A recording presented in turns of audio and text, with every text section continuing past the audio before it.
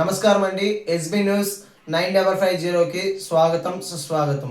ఏ రోజు వార్త ఆ రోజు మనకు అప్డేట్ కావాలంటే ఎస్బీ న్యూస్ 9550 ఛానల్ను మీరు సబ్స్క్రైబ్ చేసుకుంటే ప్రతిరోజు వార్త మీకు అప్డేట్గా ఉంటుంది.